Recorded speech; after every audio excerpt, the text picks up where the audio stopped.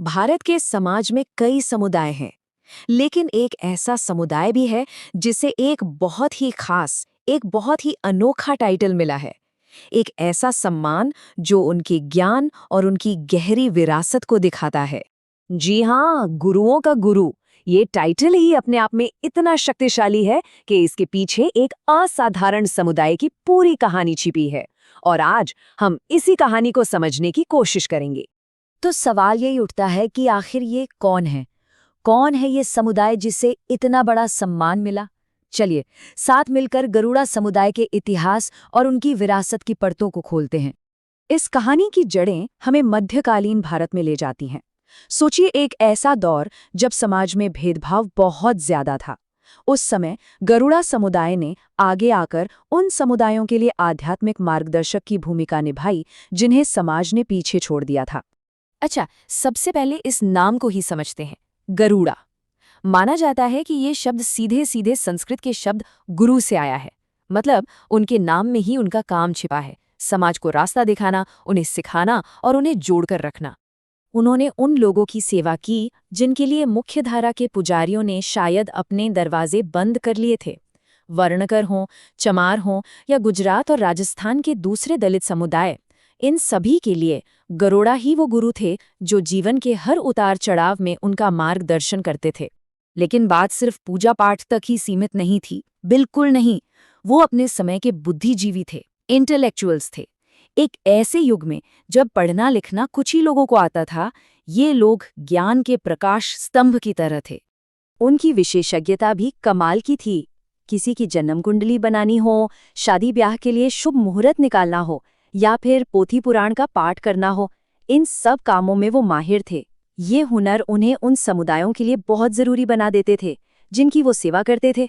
और उनकी पोथी, वो सिर्फ एक किताब नहीं थी, वो उनकी बौद्धिक और सांस्कृतिक विरासत का जीता जागता सबूत थी। उसमें सदियों का जमा किया हुआ ज्ञान और समाज का इतिहास सब कुछ दर्ज था। अब आते हैं एक ऐसे दौर पर जब भारत में एक बहुत बड़ा सामाजिक और धार्मिक बदलाव आ रहा था, भक्ति आंदोलन। इस आंदोलन में गरुड़ा समुदाय ने एक बहुत ही अहम, एक बहुत ही जरूरी भूमिका निभाई। इस आंदोलन के समय वो सचमुच एक सेतु यानी एक पुल बन गए।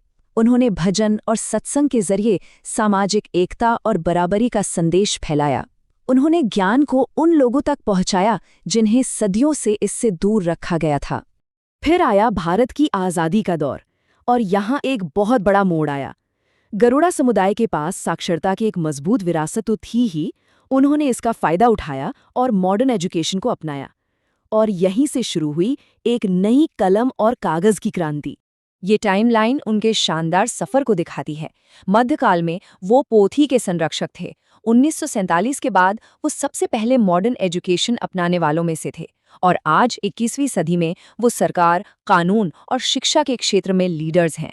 इस पूरी यात्रा की नींव एक ही चीज रही है, ज्ञान। ये तुलना देखिए, उनका ये बदलाव कितना जबरदस्त है। जो कल तक धार्मिक गुरु और पोथीवाचक थे, वो आज प्रोफेसर और वकील हैं। जो गांव के बुद्धिजीवी माने जाते थे, वो आज सरकारी अधिकारी हैं।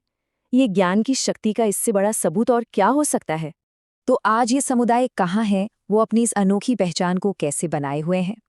आज वो अपनी सदियों पुरानी विरासत और अपनी मॉडर्न पहचान के बीच एक बहुत खूबसूरत संतुलन बनाकर चल रहे हैं।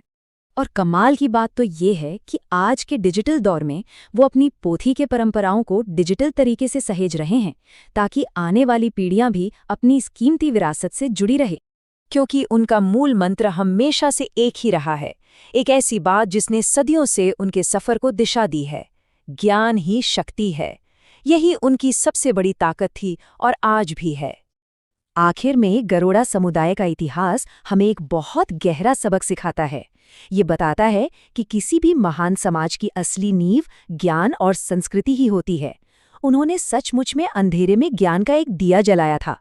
और ये सोचने वाली बात है कि हम सब इस विरासत से क्या सीख सकते हैं।